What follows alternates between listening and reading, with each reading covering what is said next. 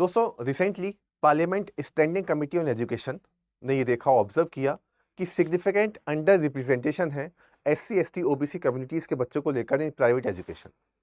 और वहीं से ही quota in private colleges, reservation in private colleges को लेकर जो डिबेट होती है वो हीटअप हो जाती है। तो रिसेंटली होता क्या है कि ये जो पार्लियामेंट्री स्टैंडिंग कमेटी है ये देखती है कि significant under representation of marginalised communities और रिकमेंड करती है that align with their population proportion की 15% एससी को लेकर, 7.5% for ST and 27% for OBC. Private higher education के अंदर इतना रिजर्वेशन होना चाहिए। तो अब इसी को लेकर क्या क्या इश्यूज आते हैं, क्या क्या चैलेंजेस हैं, हमारे कॉन्स्टिट्यूशन के अंदर क्या क्या प्रोविजंस हैं, उन सबको हम डिस्कस करेंगे। तो अगर हम समरी देखें, जो ये आर्टिकल आया था उसमें देखा गया कि अंडर रिप्रेजेंटेशन रहेगा एससी एसटी ओबीसी के बच्चों को लेकर। कमेटी ने रिकमेंड किया इतना परसेंटेज। अब अगला स्टेप क्या होगा, committee urge new legislation to enforce this quotas. अभी तक कोई लेजिस्लेशन या कोई कानून बना नहीं है, इम्प्लीमेंटेशन है नहीं। पॉलिटिकल रिस्पॉन्स अब देखा जाएगा कि इसके अंदर क्या होता है। कांग्रेस ने सपोर्ट किया, पुश किया इसको। अब आगे देखते हैं कि सरकार किस तरीके से इसको लेकर इसको इंप्लीमेंट करती है, क्या क्या प्रोविजंस बनाती है। लेकिन इसको लेकर क्या क्या कॉन्स्टिट्यूशन में मेंशन है उसको देखना बहुत इंपॉर्टेंट है। तो अगर हम थोड़ी सी नज़र डालें कि क्या क्या कॉन्स्टिट्यूशनल प्रोविजंस अवेलेबल हैं, तो हम देख पाएंगे हमारे फंडामेंटल राइट्स के अंदर आर्टिकल 15 है। आर्टिकल 15 में क्लॉज 4, आर्टिकल 15 क्लॉज 5 और आर्टिकल 16 क्लॉज 4 की अगर हम बात करें तो 15(4) में स्पेशल प्रोविजंस हैं to socially and educationally backward classes. 15(5) की बात करें तो यहाँ पर देखिए ये बहुत इंपॉर्टेंट है जिसको हम डिस्कस करेंगे डिटेल में। इस वाले आर्टिकल के अंदर एक 93rd constitutional amendment act insert है जो 2005 में किया गया था, जिसमें कि रिजर्वेशन को लेकर बात की गई थी इन प्राइवेट अनएडेड इंस्टीट्यूशंस, यानी कि माइनॉरिटी इंस्टीट्यूशंस होती हैं उनको हटाकर जितनी भी प्राइवेटली अनएडेड इंस्टीट्यूशंस होंगी वहां पर रिजर्वेशन दिया जा सकता है। This is for the private institutions, public की हम बात नहीं कर रहे हैं। और आर्टिकल 16(4) जैसा कि हम जानते हैं ये रिजर्वेशन की बात करता है इन पब्लिक एम्प्लॉयमेंट। तो यहाँ पर दो जजमेंट पे हमें नजर डालनी पड़ेगी। एक तो जो इंडस सहानी केस था 92, ठीक है, ये रिजर्वेशन को कैप लगाता है 50% तक। और एक Ashok Kumar Thakur versus union of India जो 2008 में हुआ था, जो अपहेल्ड करता है 93 अमेंडमेंट एक्ट जो 2005 में आया था। इसी को लेकर और डिस्कशन करेंगे कि इसके क्या क्या प्रोविजंस हैं और अगर ये है तो क्या क्या इश्यूज हैं, ये इंप्लीमेंट क्यों नहीं हो पाया। अब देखेंगे ये एक इनेबलिंग प्रोविजंस है, मतलब कि इसको लेकर अभी तक कोई लॉ नहीं है। जैसे आप देखेंगे इसको लेकर और इनको लेकर सरकार के पास लॉ है, कानून है, जिसकी बेसिस पर ये सब चीज़ें जो रिजर्वेशन है इन्फोर्स किया गया है। इसको लेकर कोई सेंट्रल लॉ नहीं है जिसकी मांग अभी जो है पार्लियामेंट स्टैंडिंग कमेटी ने की है। तो उसी को लेकर हमें इश्यूज देखने हैं। लेकिन पहले हम ये देखेंगे कि आप देखो कि रेगुलर बेसिस पर समय के साथ साथ जो रिजर्वेशन की डिमांड है ये बढ़ती जाती है। जनरली आपको पता है कि रिजर्वेशन का असली ऑब्जेक्टिव क्या था, एक पॉजिटिव तरीके से इसको दिया गया था कि समय के साथ इसको हटा दिया जाएगा। लेकिन आप देखोगे कि दिन ब दिन, महीने महीने के बाद कुछ ना कुछ, कभी ना कभी कोई डिमांड आती है कि रिजर्वेशन यहाँ मिलना है, यहाँ मिलना है। तो ये इशू को हम थोड़ी नज़र डालें तो हमें कुछ इश्यूज देखने पड़ेंगे, जैसे परसेप्शन ऑफ मेरिटोक्रेसी। अब देखो हिंदुस्तान के अंदर, इंडिया के अंदर बात करें तो जनरली होता क्या है कि हम समझते हैं कि मेरिट क्या है, वही कि हमारे एग्जाम के अंदर मार्क्स कितने आ रहे हैं। मार्क्स का आना बहुत इंपॉर्टेंट है, चाहे भली कोई सा भी कॉम्पिटेटिव एग्जाम हो, आईआईटी हो, यूपीएससी हो या नीट हो। तो अगर किसी के भी मान लीजिए कम मार्क्स आते हैं या किसी को भी एडमिशन मिल जाता है कम मार्क्स के आने के बावजूद भी with the help of reservation, तो ये क्या लगता है कि स्टैंडर्ड हमारा जो है, जिसका सामने वाले इंसान को जो ऑब्जर्व होता है कि उसका काफ़ी गिर चुका है। लेकिन वो भूल जाता है कि अनइक्वल, यानी कि स्टार्टिंग पॉइंट जो था वो इक्वल नहीं था। जिसके मार्क्स कम आए हैं और उसको एडमिशन मिल गया, तो हो सकता है कि उनका जो बैकग्राउंड हो वो काफ़ी पुअर हो, उनको कोचिंग नहीं मिली हो, उनका पुअर स्कूल हो। तो ये स्टार्टिंग पॉइंट जो है वो इक्वल नहीं है दोनों लोगों का।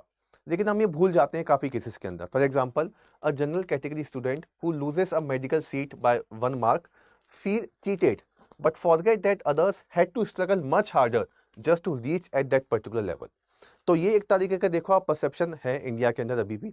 लेकिन इसके बावजूद भी आप देखोगे कुछ लोग रिजर्वेशन का फ़ायदा उठाते हैं despite of being elite class, उनके पास सारे रिसोर्सेज हैं, लेकिन इसके बावजूद भी इसका फ़ायदा उठाया जाता है। तो ये भी एक व्यू पॉइंट है, आप देख पाओगे। तो ये क्या बोलते हैं, इसको हम कहते हैं साइकोलॉजिकल ऑफ रिलेटिव एडवांटेज। अब आप देखो कि इंडिया के अंदर काफ़ी सारी ऐसी फैमिलीज़ हैं जो रिजर्वेशन को एक सेफ्टी नेट की तरह समझती हैं। उन्हें लगता है कि भाई मिल रहा है तो हम इसका फ़ायदा उठाते हैं। इवन जो हमने बात की अभी कि जो रिच और मिडिल क्लास हैं, उनको क्या लगता है कि if the system is giving us a chance, तो हम इसको क्यों छोड़ें, why should we leave it. तो ये अब जो है पॉवर्टी का इशू नहीं रह गया है, it's about using every advantage available. जो भी एडवांटेज अगर सरकार ने दे रखा है तो हम उसका फायदा उठाएंगे, ठीक है। तो लोग क्या चाहते हैं, ये कंसेप्ट होता है जिसको हम बोलते हैं they always want to maximise their chances as they hold on to reservation benefits even they are well off होने के बाद भी मैक्सिमाइज करना चाहते हैं अपनी चांसेस को, अपनी यूटिलिटी को मैक्सिमाइज करना चाहते हैं। तो आप देखोगे ये भी काफ़ी फिनोमेना आपको देखने को मिलेगा, जिस वजह से आप देखो दिन पर दिन जो रिजर्वेशन की डिमांड होती है वो बढ़ती जाती है।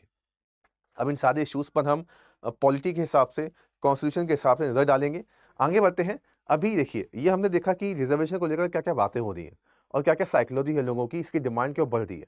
अब अगर हम करंट सिचुएशन की बात करें, तो अभी हाल-फिलहाल क्या है, देखिए कुछ हमारे पास पब्लिक हैं, कुछ हमारे पास प्राइवेट इंस्टीट्यूशंस हैं। तो अगर हम कुछ सेंट्रल जैसी यूनिवर्सिटीज़ होती है तो वहाँ पर रिजर्वेशन है, लेकिन प्राइवेट यूनिवर्सिटीज़ के अंदर रिजर्वेशन नहीं है, क्योंकि कोई भी यूनिफॉर्म लॉ नहीं है। जैसे कि हमने बात की थी आर्टिकल 15(5) की, तो वो एक सेंट्रलाइज्ड लॉ प्रोवाइड नहीं करता है, वो सिर्फ और सिर्फ एक इनेबलिंग प्रोविजन है। ओके, तो हर एक स्टेट अपने हिसाब से काम करती हैं, जैसे कि तमिलनाडु ने भी बना रखा है। ओके, और भी कुछ स्टेट हैं जिन्होंने अपनी प्राइवेट इंस्टीट्यूशंस के अंदर रिजर्वेशन प्रोवाइड किया है, लेकिन बाकी स्टेट मना कर देती है कि हमारे पास कोई सेंट्रल लॉ नहीं है तो हम इसको इम्प्लीमेंट नहीं करते, या फिर अलग अलग प्राइवेट लॉबीज होती हैं तो वो उसको मना करवा देती हैं, ठीक है। तो आप देखोगे पार्लियामेंट्री पैनल की फाइंडिंग क्या है जो अभी की है, उन्होंने ये फाइंडिंग में देखा कि जो मार्जिनलाइज ग्रुप होते हैं वो अभी भी ग्रॉसली अंडर रिप्रेजेंटेटिव हैं। कहाँ पर, प्राइवेट इंस्टीट्यूशंस में। Okay, economic growth of private universities not match by social inclusivity, ये बहुत इंपॉर्टेंट पैरामीटर है जो यहाँ पे देखने को मिला है। सोशल इंक्लूजन में यानी कि सब लोग, हर तरीके के लोगों को इन्वॉल्व होना है, और फिर इकोनॉमिक ग्रोथ नहीं चाहिए, लेकिन इकोनॉमिक ग्रोथ में हर तरीके के लोग इन्वॉल्व नहीं हैं।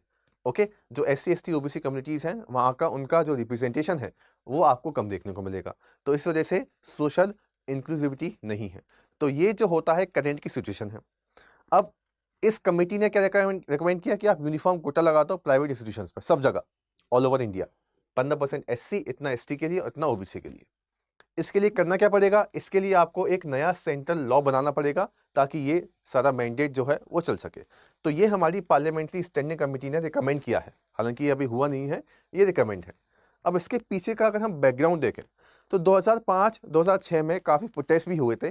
93rd कॉन्स्टिट्यूशनल अमेंडमेंट एक्ट आया था, काफ़ी डिबेट भी हुई थी, और इसने आर्टिकल 15(5) को इंट्रोड्यूस किया था।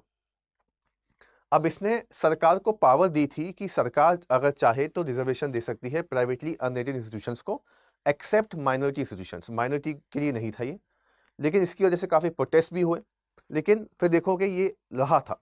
ओके, प्रोटेस्ट होने के बाद भी एक अशोक कुमार ठाकुर केस भी होता है, इसमें सुप्रीम कोर्ट में चैलेंज किया गया इसको, लेकिन सुप्रीम कोर्ट ने upheld the validity of 93rd amendment act as constitutional, ठीक है। लेकिन उन्होंने बोला कि माइनॉरिटी इंस्टीट्यूशंस के अंदर ये लागू नहीं होगा, वो एग्जेम्प्टेड है, क्योंकि अगर माइनॉरिटीज़ के अंदर भी आपने लगा दिया तो अगेन आर्टिकल 30 आ जाएगा, फिर अगेन कॉन्ट्रडिक्शन शुरू हो जाएंगे।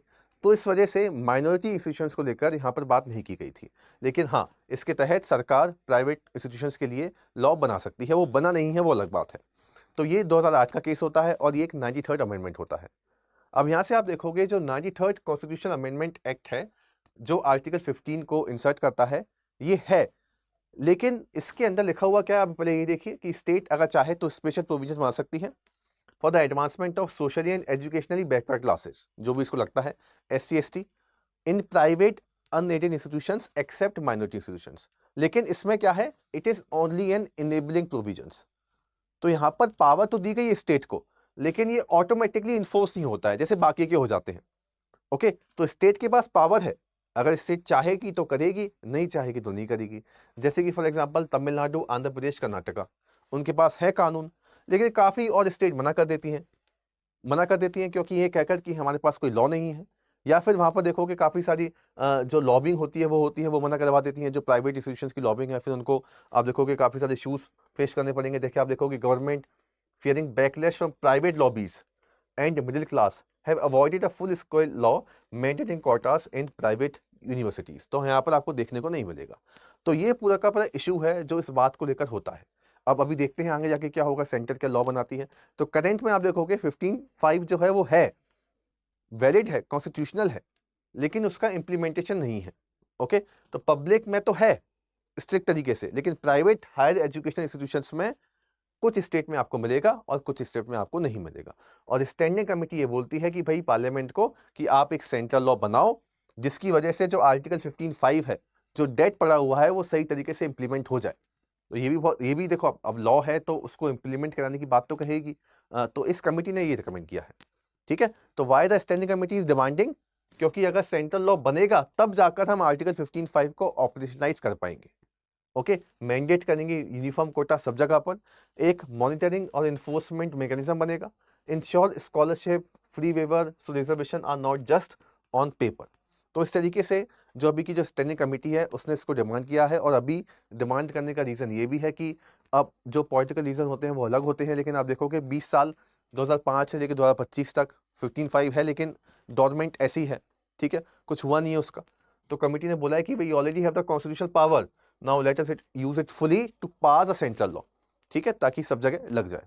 तो डिमांड इस वजह से जो होती है अभी ज़्यादा निकल के आ जाती है। कुछ लोग इसका फेवर भी करते हैं और डेफिनेटली कुछ लोग इसको अपोज भी करेंगे।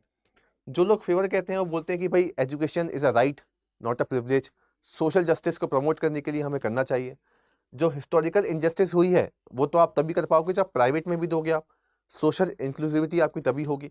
ओके, और cross culture learning improves innovation also. ठीक है, कुछ लोग अगेंस्ट की बात करते हैं कि भाई प्राइवेट इंस्टीट्यूशंस की जो ऑटोनॉमी है वो खतरे में आ जाएगी। मेरिटोक्रेसी कंसर्न भी आपको बहुत देखने को मिल जाएंगे, है ना, क्वालिटी जो डाइल्यूट हो जाती है, और फाइनेंशियल स्ट्रेन भी आपको देखेंगे। Private institutions argue that mandated quotas without subsidies में अफेक्ट देयर सस्टेनेबिलिटी, क्योंकि प्राइवेट इंस्टीट्यूशंस को तो पैसा मिलेगा वहाँ से, सरकार थोड़ा दे रही है पैसा, प्राइवेटली अनएडेड में है ये। ठीक है, तो ये प्राइवेट इंस्टीट्यूशंस का भी एक इशू निकल के आता है। अब इसको करने में हमारे पास कुछ चैलेंज भी हैं। जैसे पहली बात तो मान लीजिए फॉर एग्जांपल प्राइवेट इंस्टीट्यूशंस के अंदर ये अप्लाई हो जाता है, लेकिन फिर भी आप देखोगे प्राइवेट कॉलेजेस में फीस तो बहुत ज़्यादा रहती है, तो इकोनॉमिकली आप उनको कैसे सस्टेन करा पाओगे, है ना। मान लो सीट हो गई नहीं सब, but they charge very high tuition fees, lab, hostel fees, ऐसी फीस वैसी फीस। तो for the first generation student from a marginalised family these cost act as a economic gate keeper, उनको दिक्कत आएगी। ठीक है, जैसे देखोगे कहीं कहीं पर annual fee run into 15 to 20 lakhs, far beyond the reach of SC ST OBC families. Okay, इसका फिर साइकोलॉजिकल इंपैक्ट भी निकल के आएगा। स्टूडेंट्स में not even apply assuming education in these institutions is not for people like us. तो एक psychological burden, self esteem पर एक धक्का भी लगता है। तो ये एक बहुत बड़ा स्ट्रक्चरल बैरियर है इस लॉ को इम्प्लीमेंट करने के लिए। इसी तरीके से कोई सेंट्रल मैंडेट तो है ही नहीं जो इस काम को कराएगी, है ना। दूसरा, मैंने आपको भी बताया article 30 minority rights versus social justice की आप कैसे बात करेंगे। मान लीजिए माइनॉरिटी जो इंस्टीट्यूशंस हैं, अगर वहाँ पे आपने अप्लाई कर दिया तो इनकी भी तो ऑटोनॉमी होती है। आर्टिकल 30 की हम बात करते हैं, कल्चरल एंड एजुकेशनल राइट्स। तो फिर ये यहाँ पर कॉन्फ्लिक्ट को भी आपको देखना पड़ेगा कि कोई लीगल गैप ना रह जाए। तो ये भी एक बहुत बड़ा चैलेंज है। और सोशल और साइकोलॉजिकल बैरियर भी आपको देखने को मिलेंगे, जैसे परसिस्टेंट स्टिग्मा और डिस्क्रिमिनेशन आपको देखने को मिलेगा, ये होता ही है। उसको करने के बाद भी आप इसको कैसे हटाओगे सोसाइटी में से, इसको लेकर अभी हमने एक डिस्कशन और किया था, एक वीडियो और बनाया था, वो भी देख सकते हैं। मेरिट वर्सेस रिजर्वेशन की डिबेट जो चलती आ रही है वो भी आप यहाँ पर देखेंगे। तो ये कुछ इश्यूज हैं, ये कुछ चैलेंजेस हैं जो सामने आते हैं, और इनको ध्यान में रखते हुए सारी पॉलिसीज को बनाना पड़ेगा। तो आई होप आपको कॉम्प्रिहेंसिव तरीके से समझ में आएगा कि क्या हो रहा है ना। अलग अलग स्टेट में भी हम देखेंगे अप्लाई तो है, लेकिन सही तरीके से आप देखोगे ऑल ओवर इंडिया में ये अप्लाई नहीं किया है। तो ऑल ओवर इंडिया में इसको अप्लाई करना बहुत इंपॉर्टेंट है, लेकिन इन सारे इश्यूज को ध्यान में रखते हुए। तो ये डिबेट थी कि प्राइवेट इंस्टीट्यूशंस में हमें रिजर्वेशन प्रोवाइड करना चाहिए या नहीं करना चाहिए, और उसको लेकर क्या क्या कॉन्स्टिट्यूशनल प्रोविजंस है। अगर आपके कोई और सुझाव है इसको लेकर तो आप हमें प्लीज़ कमेंट सेक्शन में बताइए। और ऐसे डिस्कशंस को देखने के लिए और ऐसे न्यूज़ को देखने के लिए आप प्लीज़ हमारा टेलीग्राम चैनल ज्वाइन कीजिए।